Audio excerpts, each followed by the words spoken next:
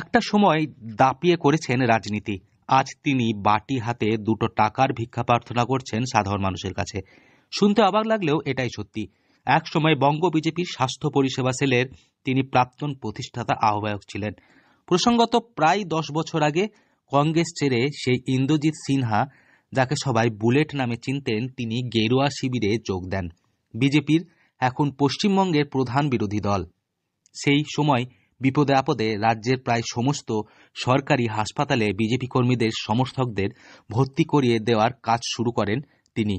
তৎকালীন রাজ্য সভাপতি রাহুল সিনহার কথা শুনে রাজনীতিতে ঢুকে স্বাস্থ্যক্ষেত্রে বিজেপির উপস্থিতি বৃদ্ধির কাজে সেই সময় রাত দিন পরিশ্রম করেছেন বুলেট। এরপরই দলের রাজ্য সভাপতি হন দিলীপ ঘোষ। তার আমলে স্বাস্থ্য ভবন পর্যন্ত তার নাম পরিচিতি ছড়িয়ে পড়ে। আপনি